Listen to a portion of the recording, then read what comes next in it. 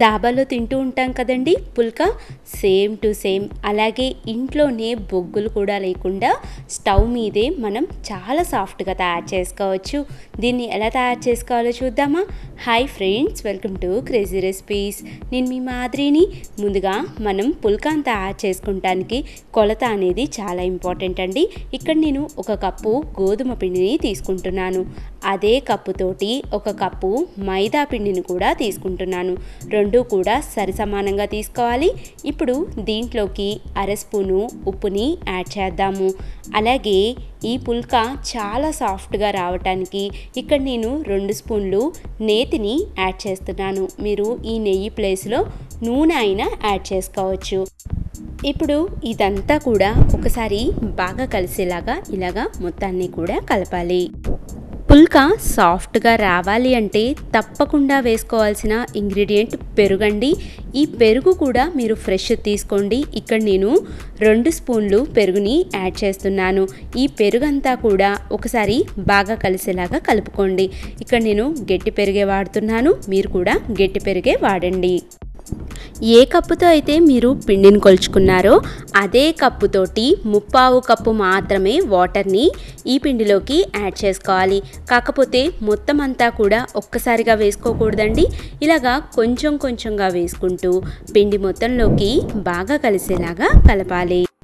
పిండి కలిపేటప్పుడు కూడా నేను వీడియోలో చూపిస్తున్నట్టుగా ఇలాగా కొంచెం కొంచెమే యాడ్ చేసుకుంటూ ఇలాగ వేళ్లతోటి ప్రెస్ చేస్తూ మొత్తాన్ని కూడా చాలా సాఫ్ట్గా కలుపుకోవాలి.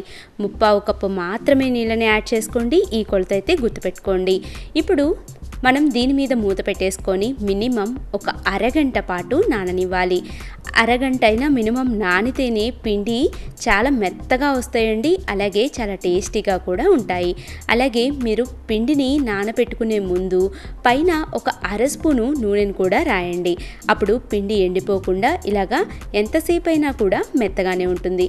ఇప్పుడు ఈ పిండిలో నుంచి ఇలాగ చిన్న చిన్న ఉండలు తీసుకొని ఎక్కడా కూడా ఉండకి క్రాక్ లేకుండా నిమ్మకాయ సైజ్ అంత బాల్ని తీసుకొని ఇలాగా మొత్తాన్ని కూడా రౌండ్గా తయారు చేసుకోవాలి. ఇదే విధంగా మిగిలిన అన్ని చపాతీ ఉండల్ని కూడా ఒకటేసారి తయారు చేసుకొని ఒక పక్కకి పెట్టుకుందాం.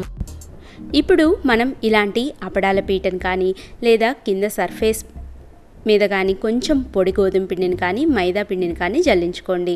తర్వాత ముందుగా మనం తయారు చేసుకున్న ఈ చపాతీ ఉండని ఇలాగా ఈ పిండి మొత్తంలోకి రోల్ అయ్యేలాగా చూడండి. తర్వాత జస్ట్ ఇలాగ లైట్గా ప్రెస్ చేసేయండి. ఇప్పుడు దీన్ని నేను వీడియోలో చూపిస్తున్నట్టుగా మీరు అన్ని వైపులకి ఇలాగ రోల్ చేసుకుంటూ నెమ్మదిగా రౌండ్గా షేప్ లాగా తయారు చేసుకోండి. కానీ బిగినర్స్కి బ్యాచిలర్స్కి కొంచెం షేప్ రావటం కష్టమవుతుంది కదా, దానికోసం కూడా నేను ఇంకొక టెక్నిక్ని చెప్తాను, అది కూడా ఫాలో అవుదురు. ఇలాగా క్లాక్ వైజ్ డైరెక్షన్లో అన్ని వైపులు కూడా వేసుకోండి. మీకు ఫస్ట్ కొంచెం నేర్చుకునే వాళ్ళైతే దీని మీద కొంచెం మైదా పిండితోటి ఇలాగా షేప్ చేసుకోండి. అప్పుడు మీకు ఈజీగా వస్తుంది. ఎప్పుడైతే పీటకి అతుక్కోకుండా పుల్కా అంతటా పుల్కానే అన్ని వైపులకి టర్న్ అవుతుంది చూడండి, ఇదే కరెక్ట్ ప్రాసెస్ అన్నమాట.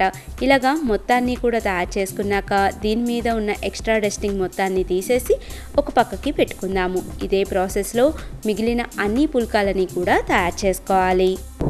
అలాగే పుల్కా ఇలాగ షేప్ రాలేదనుకోండి, ఏమీ ప్రాబ్లం లేదండి. ఇలాంటి కప్పుని కానీ లేదా ఒక వెడల్పాటి మూతను కానీ రౌండ్గా ఉన్నది తీసుకొని ఇలాగా షేప్ చేసేసుకోండి. మీకు కరెక్ట్గా రౌండ్గా షేప్ వస్తుంది. తర్వాత దీని మీద ఉన్న మూతను తీసేసి ఆ పుల్కాలన్నిటినీ కూడా మనం చక్కగా ఫ్రై చేసుకోవచ్చు. చూసారా ఎంత ఈజీగా మనకి షేప్ వచ్చిందో. చిన్న పిల్లలైనా కానీ పుల్కాలని పర్ఫెక్ట్గా చేయొచ్చండి. తర్వాత ఇప్పుడు మనం ఏం చేయాలంటే స్టవ్ మీద చపాతీ పెనాన్ని పెట్టుకొని పెనం మాత్రం బాగా వేడిగా ఉండేలాగా చూసుకోవాలి. తర్వాత ఈ పుల్కాని మనం ఇలాగ దీని మీద వేసేసి 2 వైపులా కూడా 1/2 నిమిషం పాటు వేగేలాగా చూడాలి. 2 వైపులా లైట్ గోల్డెన్ కలర్ అయితే సరిపోతుందండి. ఇక్కడ మాత్రం మీరు ప్రాసెస్ కరెక్ట్గా అబ్జర్వ్ చేస్తూ ఉండండి. ఇప్పుడు వెంటనే ఈ పుల్కాని ఇలాగా మనం స్టవ్ మీద పెట్టేస్తే దానంతటా అదే చూసారా ఎంత బాగా పూరిలాగా ఉబ్బిందో. ఇలాగే 2 వైపులా కూడా ఇంకొక వైపుకి టర్న్ చేసుకొని పుల్కాని తయారు చేసేసుకోవటమే. ఎంతో ఈజీ అయిన పుల్కాలు తయారైపోయినాయి కదండి. అలాగా 3 వేళ్లతో తుంపితే మెత్తగా ఉన్నాయి చూసారా?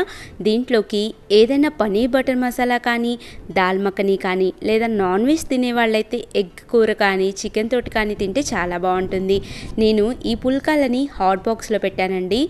4 గంటల తర్వాత కూడా ఈ పుల్కాలు చాలా అంటే చాలా మెత్తగా ఉన్నాయి. నేను మీకు ఒకటి తుంపి చూపిస్తాను చూడండి, ఎలాగ తునిగిపోతున్నాయో. తప్పకుండా మీరు ఈ పుల్కాలను ట్రై చేసి మీకు ఎలా కుదిరిందో కామెంట్ చేయండి. నా వీడియో నచ్చిందా మీకు?